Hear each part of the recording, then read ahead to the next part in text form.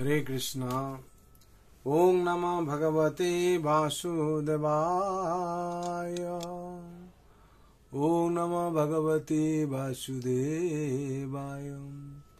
ओम नमः भगवते वासुदेवाय।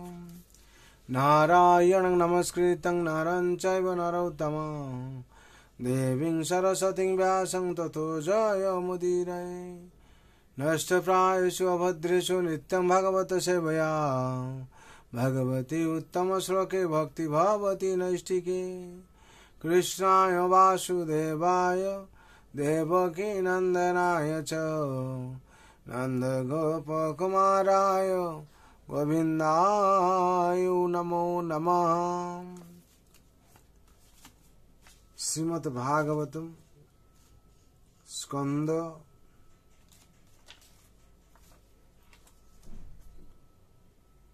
दशम स्कंधेर श्रीकृष्णेर आविर्भाव भूमिका श्लोक संख्या 1।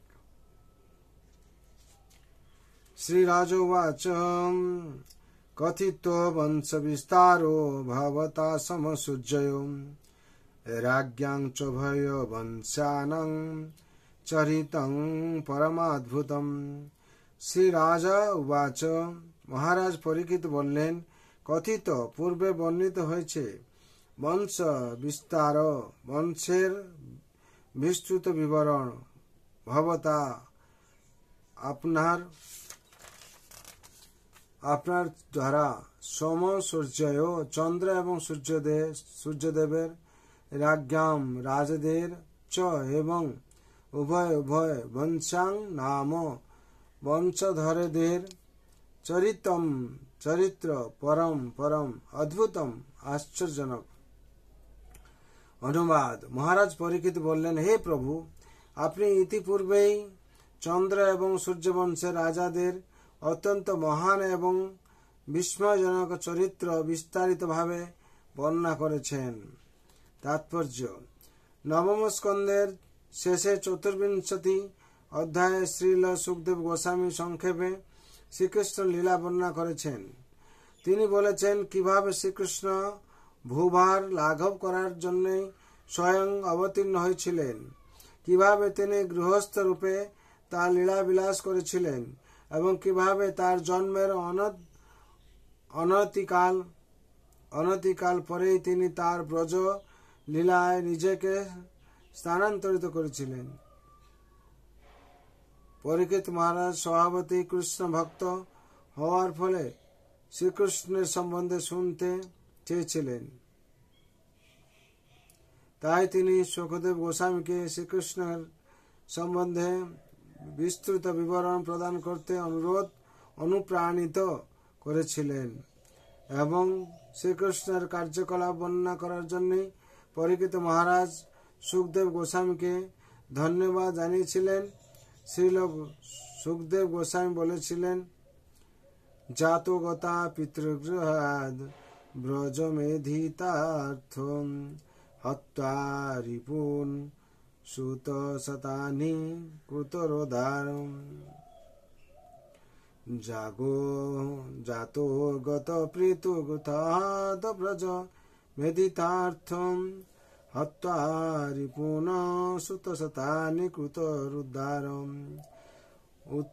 उत्पादयतेषु पुरुष तृतीविषमिजे आत्माननाम मणिगमं प्रथमाजनेषु। जातगत पितृगृहाद् ब्रजमोदितार्थं हत्वा रिपुन सुतस तानि कृतरुदारम्। उत्पादतेषु पुरुष ऋतुभिः समिजेम् आत्मनात्मनि गमं प्रथमाजनेषु।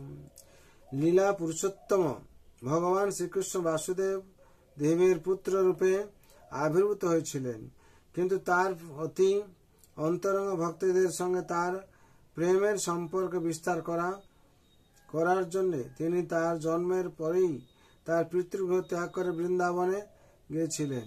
বৃন্দাবনে ভগবান বহু অসুরদের সংহার করেছিলেন এবং তারপর দ্বারকায়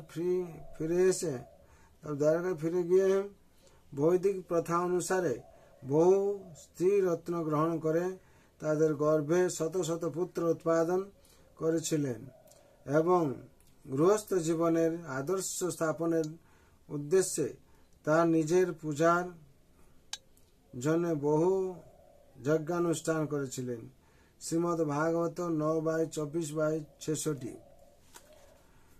যদুবংশ সোম বা চন্দ্রবংশের অন্তর্ভুক্ত, যদিও গৃহগুলির আয়োজন এমনভাবে করা হয়েছে যে সূর্য ও চন্দ্রের পূর্বে আসে, তবুও পরীক্ষিত মহারাজ চন্দ্রবংশকে অধিক সম্মান প্রদর্শন করছেন, কারণ চন্দ্রবংশের অন্তর্ভুক্ত যদুবংশের ভগবান শ্রীকৃষ্ণ আবির্ভূত হয়েছেন। দুইটি ক্ষত্রিয় বংশ রয়েছে, চন্দ্রবংশ এবং সূর্যবংশ। ভগবান যখন অবতরণ করেন তখন তিনি সাধারণত ক্ষত্রিয় বংশে আবির্ভূত হন, কারণ তিনি ধর্ম সংস্থাপন এবং সৎ জীবন যাপন করার শিক্ষা দেওয়ার জন্য অবতীর্ণ হন। বৈদিক প্রথা অনুসারে ক্ষত্রিয়রা হচ্ছেন মানব সমাজের রক্ষক। ভগবান যখন শ্রীরামচন্দ্র রূপে আবির্ভূত হয়েছিলেন তখন তিনি সূর্যবংশে অবতীর্ণ হয়েছিলেন এবং যখন তিনি শ্রীকৃষ্ণ রূপে অবতীর্ণ হন তখন তিনি চন্দ্রবংশে অন্তর্ভুক্ত যদুবংশে জন্মগ্রহণ করেন। শ্রীমদ্ ভাগবতের 9ম স্কন্ধের 14 অধ্যায়ে যদুবংশের রাজাদের এক দীর্ঘ তালিকা প্রদান করা হয়েছে। সোমবংশ এবং সূর্যবংশ উভয় বংশেরই সমস্ত রাজারা ছিলেন অত্যন্ত মহান ও শক্তিশালী এবং মহারাজ পরীক্ষিত তাদের প্রভুত্ব প্রশংসা করছেন। রাজ্ঞাং চোভয় বংশানাং চরিত্র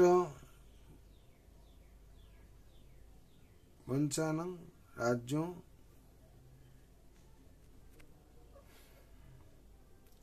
সোমবংশ এবং সূর্যবংশ উভয় বংশের এই সমস্ত রাজারা ছিলেন অত্যন্ত মহান ও শক্তিশালী এবং মহারাজ পরীক্ষিত তাদের প্রভুত্ব প্রশংসা করছেন।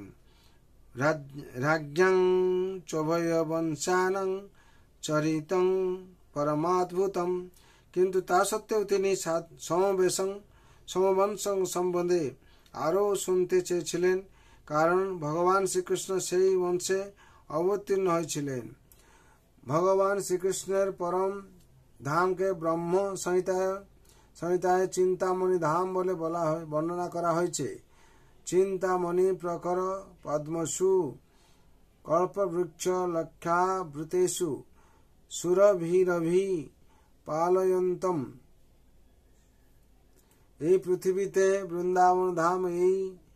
বৃন্দাবন ধাম সেই ধামেরই প্রতিরূপ। সেই সম্বন্ধে ভগবদ গীতায় 8/20 বর্ণনা করা হয়েছে। চিদাকাশ আর একটি নিত্য প্রকৃতি রয়েছে, যার ব্যক্ত এবং অব্যক্ত জড়া প্রকৃতির অতি চন্দ্র সূর্য আদি বহু গ্রহ নক্ষত্র রূপে এই জড় জগতে দেখা যায়, কিন্তু তার ঊর্ধ্বে রয়েছে অব্যক্ত, যা দেহধারী জীবের অগোচর। আর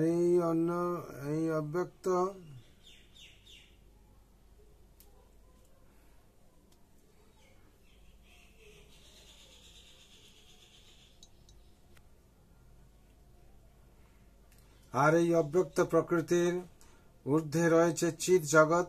ভগবদ গীতা যাকে পরম এবং শাশ্বত বলে বর্ণনা করা হয়েছে, সেই জগতের কখনো বিনাশ হয় না। জড় জগতের পুনঃ পুনঃ সৃষ্টি এবং ধ্বংস হলেও चित जगत नित्य विराजमान। श्रीमद् भागवतेर दशम स्कंदे से ही चिन्मय प्रकृति बा चित जगत के বৃন্দাবন গোলক বৃন্দাবন বা ব্রজধাম বলে বর্ণনা করা হয়েছে। নবম স্কন্ধের জাতগত পরিগৃহাত উপরোক্ত সকটির বিস্তৃত বিবরণ করে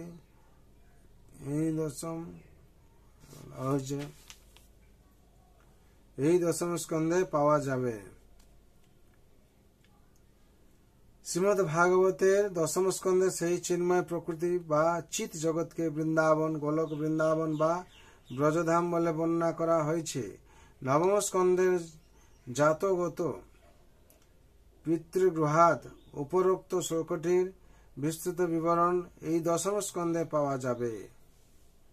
হরি বল, হরে কৃষ্ণ। এখানে 1 নম্বর শ্লোকের তাৎপর্য সম্পূর্ণ হলো। বিশেষ করে এখানে ভগবানের যে লীলা বর্ণনা করা হচ্ছে, কিরকম ভগবান লীলা বিস্তার করেছেন, আর ভগবান ধামকে কি বলা হয়েছে। এখানে ভগবান শ্রীকৃষ্ণের পরম ধামকে ব্রহ্মসংহিতাতে চিন্তামণি ধাম বলে বর্ণনা করা হয়েছে। চিন্তামণি প্রকর পদ্মসু কল্পবৃক্ষ লক্ষাবৃতেষু সুরভি পালয়ন্তম। এই পৃথিবীতে বৃন্দাবন ধাম সেই ধামেরই প্রতিরূপ। বিশেষ করে ভগবান এসেছিলেন কেন, তখন তিনি সাধারণত ক্ষত্রিয় বংশে আবির্ভূত, কারণ তিনি ধর্ম সংস্থাপন এবং সৎ জীবন যাপন করার শিক্ষা পাওয়ার জন্য অবতীর্ণ হন। বৈদিক প্রথা অনুসারে ক্ষত্রিয়রা হচ্ছেন মানব সমাজের রক্ষক। ভগবান যখন শ্রী রামচন্দ্র রূপে অবতীর্ণ হয়েছিলেন, তখন তিনি সূর্যবংশে অবতীর্ণ হয়েছিলেন, এবং যখন তিনি শ্রীকৃষ্ণ রূপে অবতীর্ণ হন, তখন তিনি চন্দ্রবংশের অন্তর্ভুক্ত যদুবংশের জন্মগ্রহণ করেন।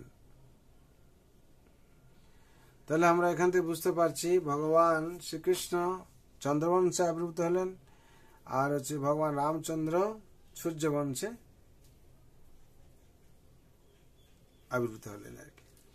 বিশেষ করে আমরা আজ এই ভাগবত যদি পাঠ করি, আমরা অনেক কিছু জানতে পারবো। আর নিত্যম ভাগবত সেবায়া, প্রত্যেক দিনে পড়ুন, নাহলে শ্রবণ করুন, নিত্যম করুন। এর মাধ্যম দিয়ে ভগবানের চরণে আপনাদের ভক্তি আসবে, আর ভগবান চরণে শরণ নিয়ে জন্ম মৃত্যু জরাব্যাধি চক্র থেকে মুক্তি পাবেন। তার জন্য সবাই সংসারে মঙ্গলের জন্য, শান্তির জন্য ভগবান রাতুল চরণে আমি প্রার্থনা করছি। সর্বভবন্তু সুখিনঃ, সর্বে শান্ত নিরাময়, সর্বে ভদ্রাণি পশ্যন্তু মা কশ্চিৎ দুঃখ ভাগ ভবেৎ। হরে কৃষ্ণ কৃষ্ণ কৃষ্ণ হরে হরে, हरे राम राम राम हरे हरे। जय श्रीमद् भागवत महापुराण की जय, जगत गुरु शिल प्रभुपाद की, श्री गुरु महाराज की जय। अनंत कोटि वैष्णव भक्त वृंद, उपस्थित भक्त वृंद की जय। निताय गौर प्रेमानंदे हरि हरि बोल।